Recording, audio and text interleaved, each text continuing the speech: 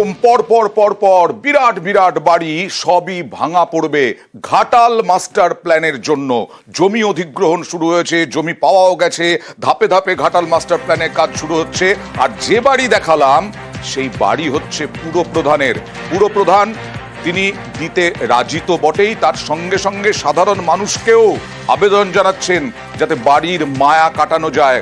Ghatal master plan তার জন্য কথা বলবো প্রতিনিধি সুকান্তর সঙ্গে। সুকান্ত, ক্ষতিপূরণ তো দেওয়া হবে নিশ্চয়ই? একদমই ঘাটাল মাস্টার প্ল্যানের জন্য যে জায়গা লাগবে সেই জায়গার উপযুক্ত দাম কিন্তু দেবে রাজ্য সরকার।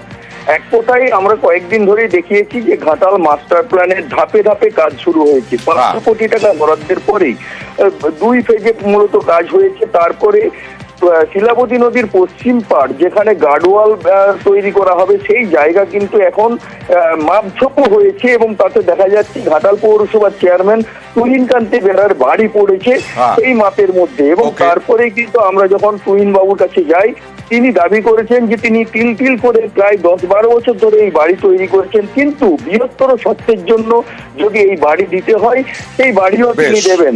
এবং তার সাথে তিনি দাবি করেছেন যে ঘাটালের মানুষ তারা কিন্তু বৃহত্তর স্বার্থের জন্য তারাও এগিয়ে আসুক, জমি দিক। কিন্তু এক কথায় ঘাটালের বিস্তীর্ণ এলাকার দোকান বাড়ি কিন্তু ভাঙা পড়তে চলেছে। তার ফলে কিন্তু অনেক ব্যবসায়ী তারা কিন্তু এখনো অনিচ্ছুক, কিন্তু বেশিরভাগ মানুষ বা ঘাটালবাসী তারা চাইছেন যে বৃহত্তর স্বার্থে জমি, বৃহত্তর স্বার্থে বহু মানুষ, বেশিরভাগ মানুষই চাইছেন বাড়ি ভাঙা হোক বা জমি যাক, কিন্তু ঘাটাল মাস্টার প্ল্যান দীর্ঘদিনের সমস্যা, তার যেন সমাধান হয়।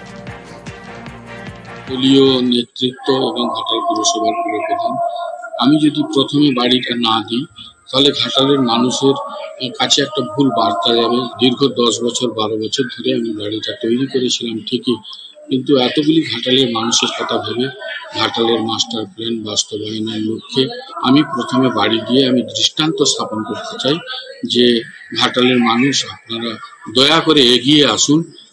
ঘাটালের যে মাস্টার প্ল্যান সেই মাস্টার প্ল্যানে আপনারা সহযোগিতা করুন। আগামী ভবিষ্যৎ ঘাটাল মাস্টার প্ল্যান হলে বন্যার জল যন্ত্রণা থেকে মুক্তি পাবে।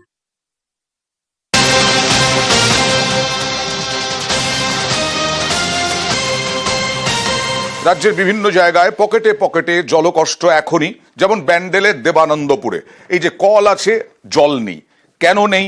ব্যান্ডেলের মতো জায়গায় দেবানন্দপুরে কত মানুষ এরকম যন্ত্রণার মধ্যে আছেন। দূর থেকে জল আনতে নাভিশ্বাস স্থানীয়দের, ভূগর্ভস্থ জল নেমে গেছে, সমস্যা সমাধানে জলের পাউচ বিলিও হচ্ছে। স্থানীয়রা কি বলছেন দেখুন। জল আসে না তো, জল আসে না, না কি করে খাও জল? ও তো খাই সকালে একটু নিয়ন্ত্রণ আনিয়ে নিই। এর ওর বাড়ি থেকে নিয়ে আসতে হয়? হ্যাঁ, জলে নাই বাড়িতে কোনো। লাইন আছে? লাইন আছে, জল একটুকু পড়ে না, মানে কল তো খোলা, মানে পাইপও মানে খোলা, একটুকু জল আসে না। তো কিভাবে বাড়ির কাজবাজ করো? আমাদের এমনি কল লাগানো আছে, ওই যে ওই চাপ কল, ওই কল দিয়ে জল কাজ করা হয়। জল পড়ে না, জল কতটা না যায়, সারাদিন এই জল নিয়ে ব্যস্ত, কাজকর্ম সব, ঘুম রাত 4টে থেকে উঠে পড়ি এই জলের জন্য। কোথায় জল পাওয়া যাবে? লোকের বাড়ি দৌড়াই জল আনতে, জল আনতে। যখন প্রথম নিয়েছিলাম তখন এই মানে 1 মাস মতন পড়েছে ঠিক মতন পৌঁছতে, তারপর থেকে পড়েই না জল। কথা বলবো প্রতিনিধি সোমনাথের সঙ্গে। সোমনাথ, কতগুলো ওয়ার্ডে এরকম সমস্যা এবং কি বলছে পুরসভা? তাদের ট্যাঙ্কেও কি জল উঠছে না?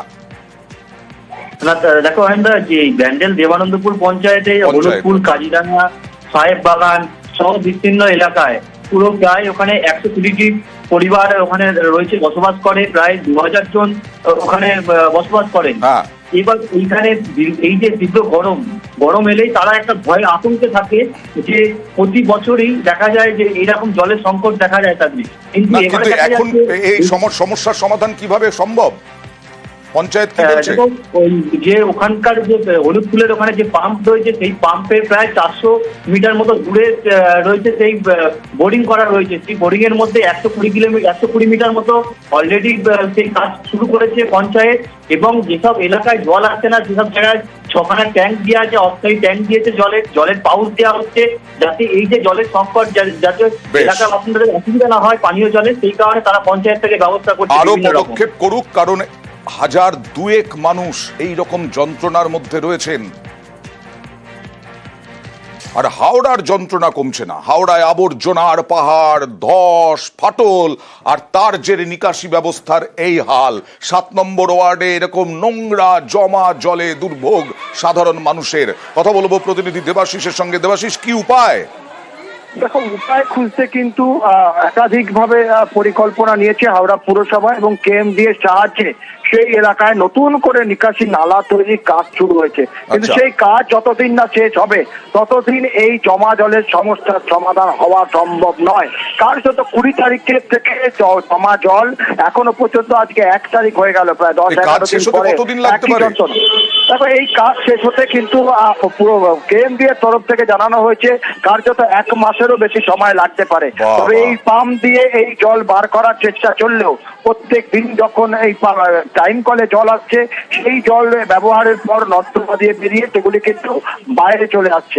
ফলে এই যে বেলগাছিয়া ভাগার যে অপরিকল্পিত পরিকল্পনা নিয়েও পরিকল্পনা সফল না হওয়া, যার জেরে কিন্তু ভুগতে হচ্ছে। কতদিন লাগে এই যন্ত্রণা, এই সমস্যার সমাধান হতে? আর সন্দেশখালীতে দেখুন কি অবস্থা, দেখুন ভাঙন আতঙ্ক। 40 ফুট প্রায় বাঁধ ভেঙে গেছে, হুড় করে জল ঢুকছে, একেবারে হু করে জল ঢুকছে বিভিন্ন জায়গায়।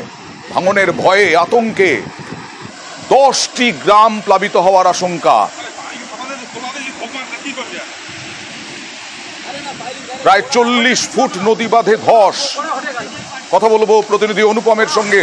অনুপম, কি করা হচ্ছে এখন?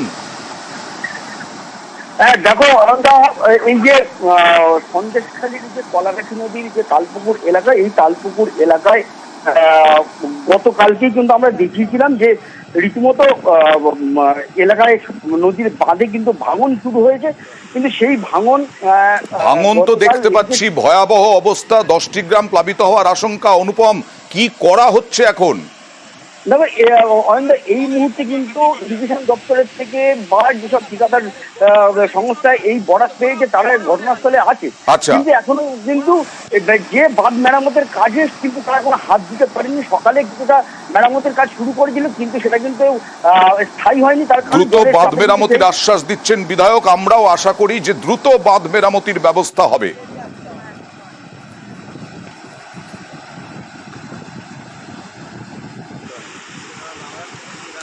গতকাল কাজ শুরু হয়েছিল যখন নদীর ফাটল ধরা দেখা যায়। আজকে পর্যন্ত কাজ হয়েছে, কিন্তু জলের এত চাপ আর রাখতে পারেনি বাঁধ। ইতিমধ্যে ইরিগেশন দপ্তর তারা মোটামুটি কাজ শুরু করেছে। আশা করি ভাটার সময় হয়তো এই কাজটা হয়ে যাবে।